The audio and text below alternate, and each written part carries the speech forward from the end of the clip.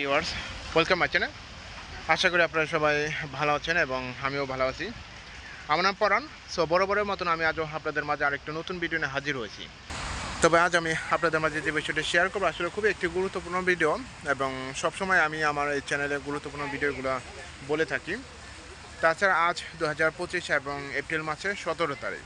আপনারা জানেন ইউরোপের ইউনিয়নের মধ্যে সবথেকে একটি বড় পাবলিক হলিডে হচ্ছে ইস্টার সানডে, প্লাস হচ্ছে যে মেরি ক্রিসমাস। এই দুটা পাবলিক হলিডের সময় অনেক ইউরোপিয়ান লোকেরা এক দেশে থেকে অন্য দেশে ঘোরাফেরা করেন। তো এখন কথা হচ্ছে যে আসলে রোমানিয়া থেকে কি কেউ অন্য দেশে ভ্রমণ করতে পারবে কিনা এবং অন্য দেশে কিভাবে ভ্রমণ করবে। অনেকেই চাচ্ছে যে রোমানিয়ান ভিসা পাওয়ার পর সাথে সাথে অন্য দেশে প্রবেশ করার জন্য, অর্থাৎ রোমানিয়াতে স্টে করতে চাচ্ছে না। এখন রোমানিয়া ভিসা 3 মাস পাওয়ার পরে সেখানে যদি স্টে কেউ না করে তাহলে কি এয়ারপোর্টে কোনো সমস্যা হবে কিনা, সেইটার প্রশ্ন মুখোমুখি হয়ে আমি আপনাদের কিছু তথ্য শেয়ার করার জন্য প্রস্তুতি রয়েছি।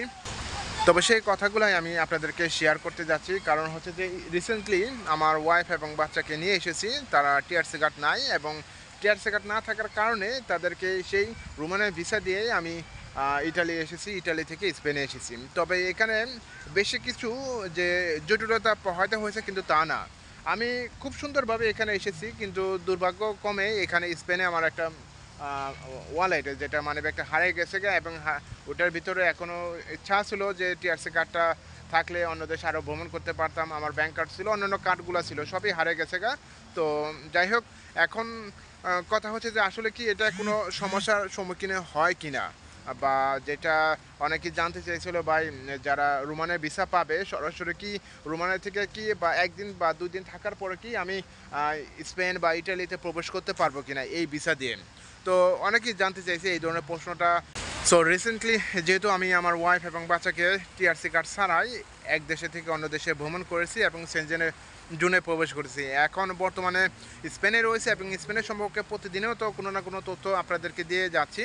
তো যেটাই বললাম যে আপনাদের যে কোনো জটিলতা পোহাতে হবে কিন্তু তা না। তবে একটা জিনিস অবশ্যই মনে রাখবেন, আর সেটা হচ্ছে যে আপনারা চেষ্টা করবেন মিডনাইটে কোনো টিকিট কাটার জন্য অথবা আর্লি সকালে কোনো টিকিট কাটার জন্য, এবং টিকিটটা অবশ্যই কাটবেন, রিটার্ন টিকিট অবশ্যই দেখাবেন। কারণ হচ্ছে যে আমি আমি যেহেতু রিটার্ন টিকিট দেখাচ্ছি এবং একটা ইস্যু অবশ্যই আপনাকে থাকতে হবে, হয়তো বা কোনো ফ্রেন্ডের বাসা অথবা কোনো ছুটিতে আমি ওখানে যাচ্ছি। তো আমার যে ইস্যুটা ছিল যে আমি ছুটিতে ওখানে যাচ্ছি, যেহেতু আমার ফ্যামিলি আছে, ফ্যামিলি একটা ইস্যু তো অবশ্যই দেখাতে হবে।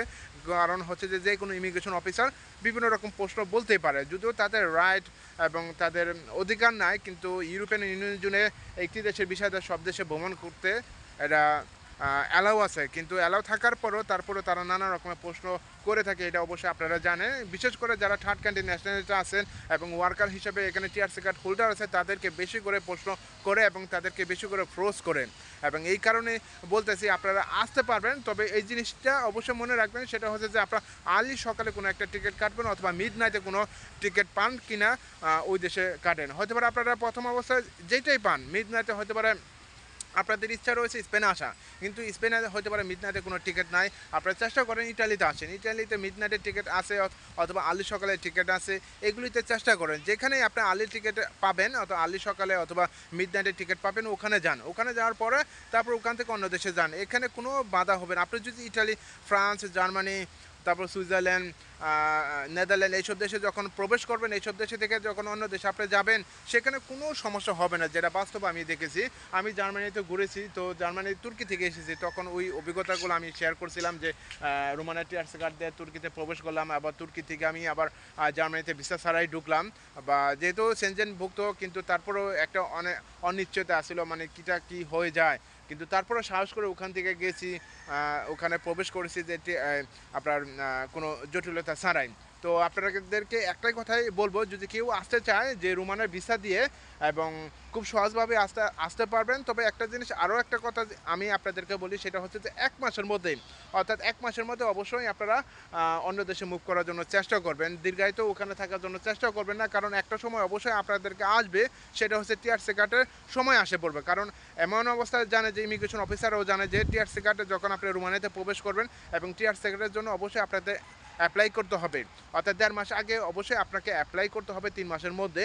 তো 3 মাসের ভ্যালু যে জায়গা বা 1.5 মাসে যদি ওভার হয়ে যায় তখন আপনাকে হলে ইমিগ্রেশন আপনাকে প্রশ্ন করবে যে তোর তো টিআরসি কার্ড বানানো দরকার বা টিআরসি কার্ড অ্যাপ্লাই করছস কিনা বা করস কিনা, মানে নানা রকম প্রশ্ন করবে। তো যদি এমনই অবস্থা যদি থাকে না আমি অন্য দেশে মুভ করব এবং এখানে রোমানিয়াতে আর আসবো না, তাহলে আপনারা করতে পারেন যে অল্প সময়ের মধ্যে আপনারা এক দেশে মুভ করতে পারবেন।